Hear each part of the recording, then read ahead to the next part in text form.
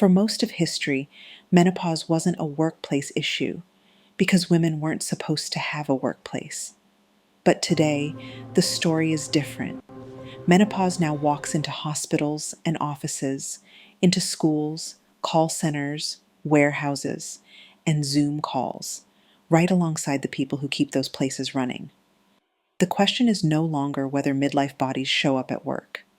The question is, what happens when something half the population can expect collides with workplaces that were never built with them in mind? For a long time, work meant something very narrow. Here you go, Johnson. It meant Thank you, sir. wages, it meant punch clocks, it meant factories, mines, shipyards, and offices, places that were usually counted as men's domain. Meanwhile, millions of women worked just as hard in kitchens, fields, back rooms, and informal jobs that never showed up in the statistics. Their hot flashes, sleepless nights, and shifting moods might disrupt the day, but they didn't threaten an employer's spreadsheet. So menopause stayed what it had always been: a private storm inside a public silence. Over the 20th century, that boundary started to crack. World wars, industrial shifts, and new rights movements pulled more women into paid jobs, first as a temporary fix, then as a permanent part of the workforce. Secretaries, nurses, teachers, clerks, cleaners, factory workers, telephone operators, junior managers. Women stepped into roles that were once unthinkable and then became impossible to imagine without them. But even as more women picked up punch cards and ID badges, the idea of a standard worker didn't change much. The standard worker was still imagined as someone who never menstruated, never got pregnant, never breastfed, and never went through menopause. Fast forward to now. In many countries, life expectancy is high, retirement is later, and women are more likely than ever to be working in their 40s, 50s, and 60s. In hospitals and care homes, in schools and social services, in offices, call centers, and public agencies, midlife women are no longer the exception. They are the backbone, which means menopause is no longer happening at the edge of the economy. It is happening at its center.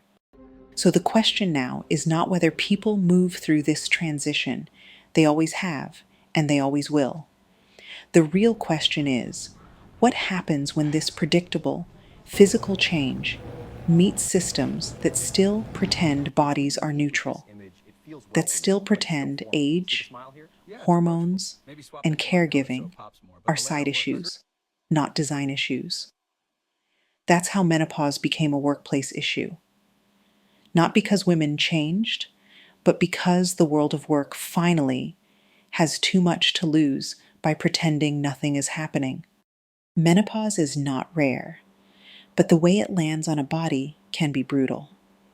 Hot flashes and night sweats that soak through uniforms and bed sheets, sleep that breaks at 2 a.m. and never fully returns, joints that ache halfway through a shift, a mind that can still do the job, but sometimes has to fight through fog to find the words. Now put that body inside a world built for a standard worker who supposedly never runs hot, never wakes up exhausted, never has hormones spiking and falling, while they're supposed to be calm and professional. Think about a nurse on a 12-hour night shift in a ward that runs too warm, wearing PPE that traps heat against her skin. Think about a teacher standing in front of a restless class when a hot flash hits like a wave. Think about a midlife manager in a high-stakes presentation when her mind blanks for 3 seconds and everyone is watching. The body is doing something predictable. The job is demanding something relentless. And between those two realities, there is often almost no design. In many workplaces, there are no cool rest spaces, no flexible uniform options, no adjustments to night shifts, no training for managers on how to respond without shame or dismissal. The message, spoken or unspoken, is simple. Whatever is happening in your body, leave it at the door. But bodies don't stay at the door. They make themselves heard in other ways. In sick days, taken for something else. In half days, quietly requested. In people showing up physically, but running on fumes mentally. In the nurse who calls out because she hasn't slept in 3 nights. In the call center, worker who keeps logging in but can barely think past the next script.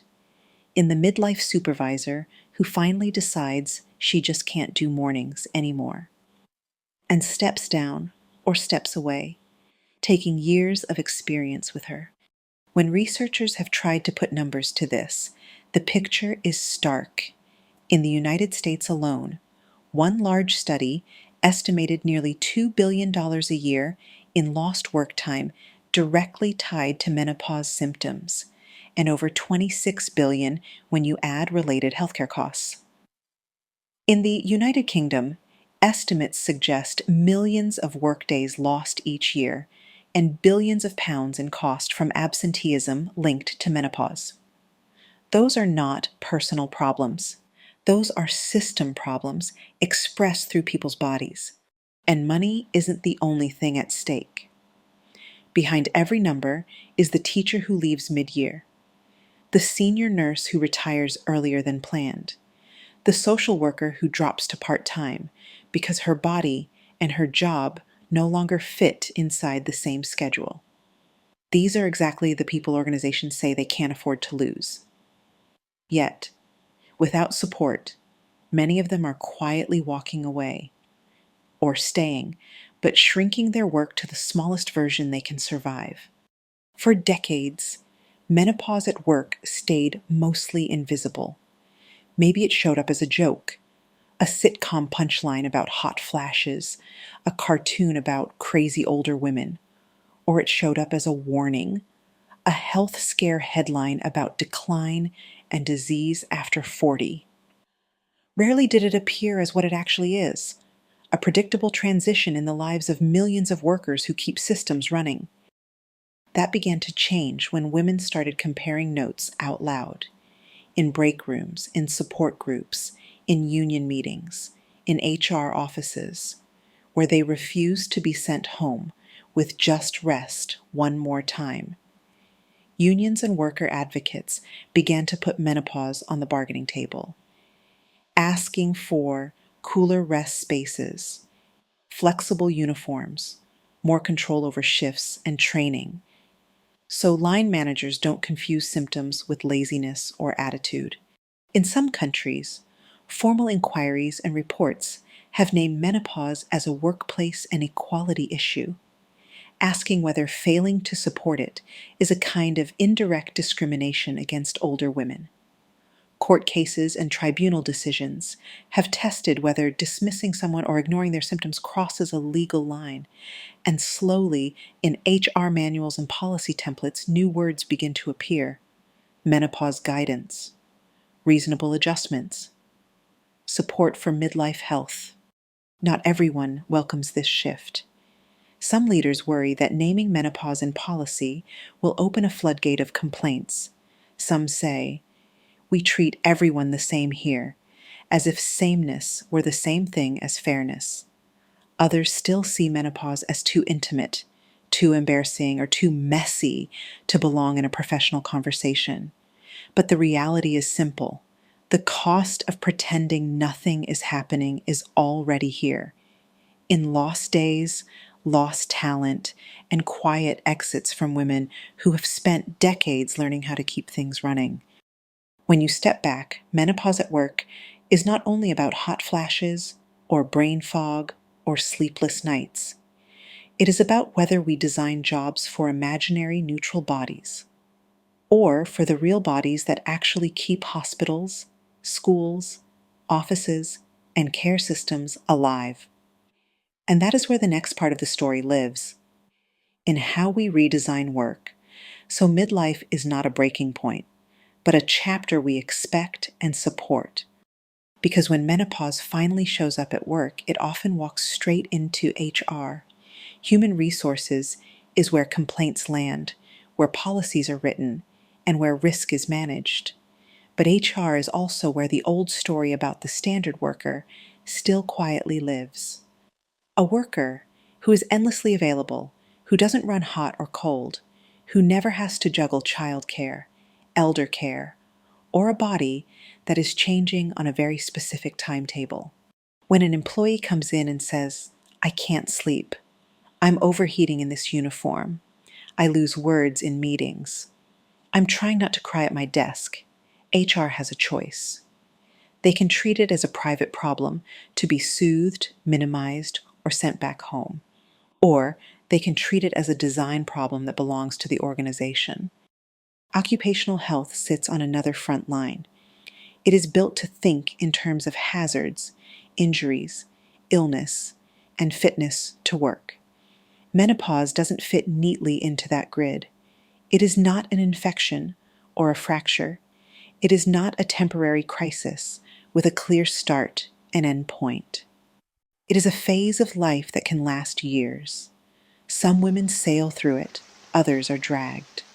When we only have the language of sickness, menopause becomes either not serious enough to be supported or so serious that it threatens someone's job.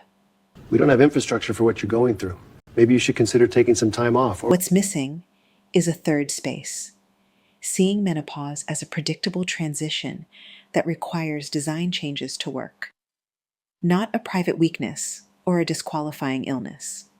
If workplaces are designed for bodies that never change, menopause will show just how many people it leaves out. The battle lines today are not just between workers and employers or unions and management.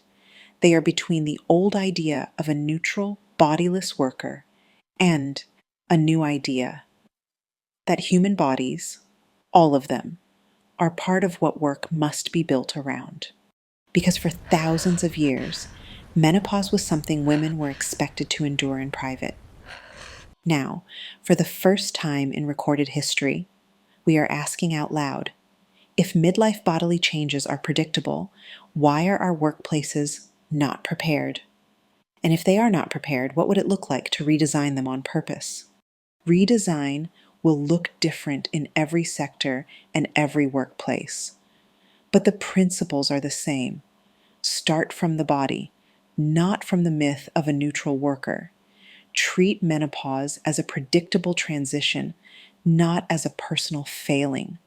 Build adjustments into the system, so individuals don't have to beg for exceptions. Keep listening, because midlife is not a single story, but many overlapping ones. Advocacy for Vital Aging, AVA, lives exactly at this turning point, between health and work, between individual stories and institutional design. AVA is not here to pathologize menopause or to pretend it is easy. It is here to ask better questions. What would it mean for a nurse's schedule to reflect the realities of night sweats and poor sleep? For a teacher's classroom to have a simple plan for hot flashes and brain fog that does not involve shame? For office policies to recognize midlife health as part of basic workplace safety and equity, not a private problem to hide until someone breaks? Thank you so much for watching. If this raised questions, you're not alone. For more conversations about menopause, work, and what better design could look like, stay tuned to AVA and subscribe for the next episode in this series.